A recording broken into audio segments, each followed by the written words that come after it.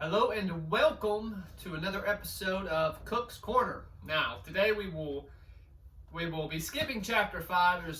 There's no info in chapter 5 that I'm interested in. So we'll skip on to chapter 6. Chapter 6 is one of those chapters where people have created entire paradigms based off of misinterpretations of one text. Just one little paragraph, and people have created entire paradigms that are completely nonsensical. But let us get started. So, chapter 6. And it came to pass when men began to multiply on the face of the earth, and daughters were born unto them, obviously, that the sons of God saw the daughters of men, and that they were fair, and they took them wives of all which they chose. Okay? Now, we're going to skip verse 3, so it's not important. Verse 4.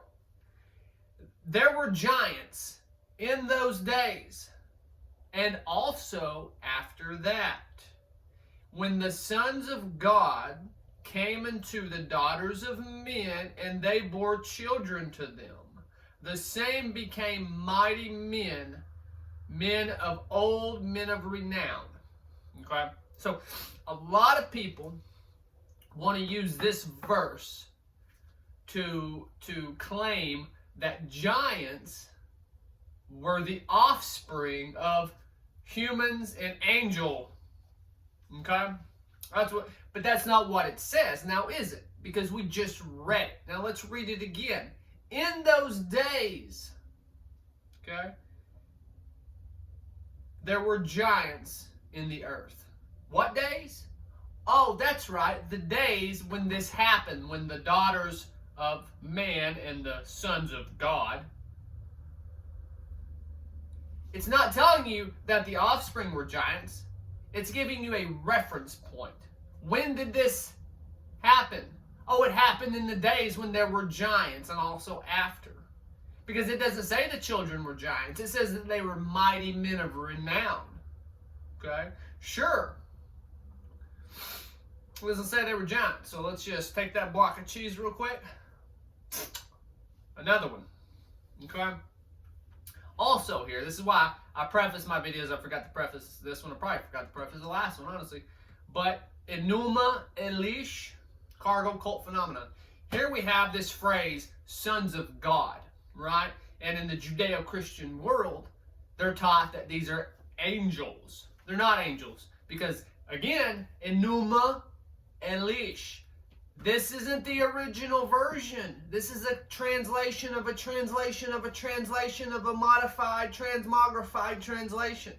Okay? This is not the real version. This is a made-up bullshit version.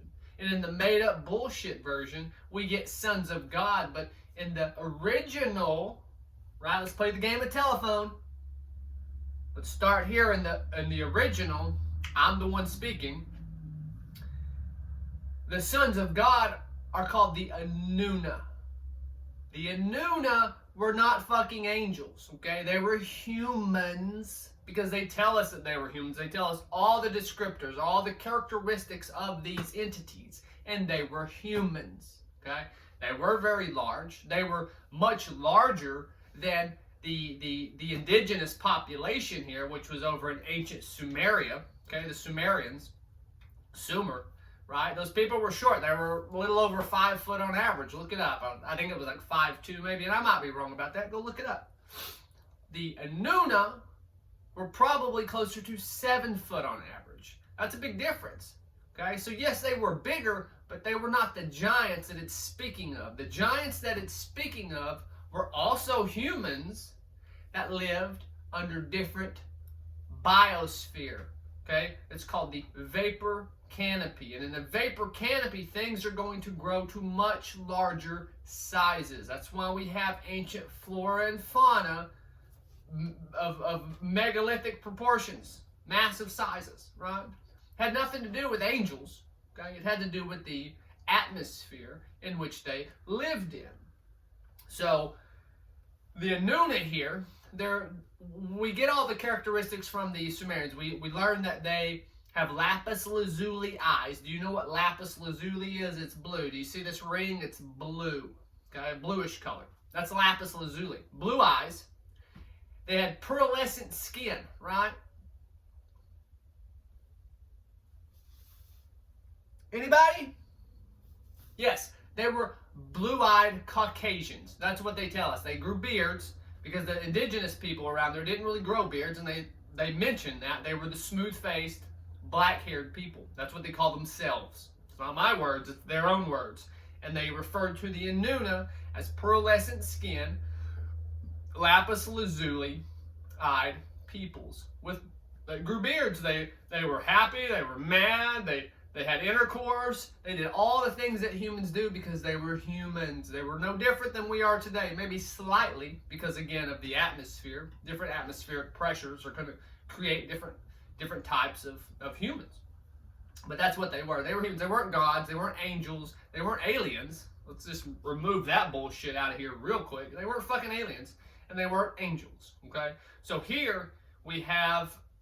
Now let's go back and read this again, right? And there were giants in those days. In the days when the Inuna came into the daughters of men. The daughters of men are the Sumerians. Okay? The Adamu. Adam was never a person. It was called the Adamu, which was a peoples. Plural. Okay? And they bore unto them children that became mighty men, which were of old, men of renown. Absolutely. Okay, you have a more advanced civilization coming into contact with a lesser advanced civilization. What was that phrase I used in one of my previous videos? Cargo cult phenomenon. Okay, we've seen it in real time. We've seen it in our own lifetimes during the wars when our peoples would go to islands and the indigenous peoples there thought of us as gods. When we left, they created their own. They tried to repeat what they saw. They had shamans out there with fire sticks, waving them, trying to call in these birds from the sky that dropped down goods. Guess what? They weren't birds. They were airplanes, helicopters, right? And they were dropping our soldiers goods, ammunition, foods, chocolates and shit, cigars, who knows what all they dropped them, but they dropped them goods. And the locals, the indigenous, all they saw were birds from the sky dropping down for these quote-unquote gods. That they weren't gods, they were, again, pearlescent. There were probably some other colors too, but pearlescent, lapis lazuli-eyed people. That's what the sons of God were. They weren't angels, they weren't aliens, they were humans.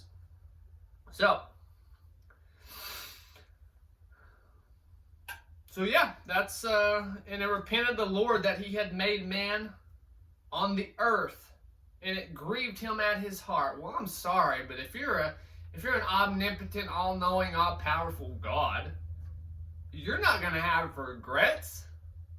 Get the fuck out of here. You're not gonna regret anything because you're gonna know it all. You can't regret when you know everything. When you orchestrate everything, not going to have regret. So that statement is problematic as well.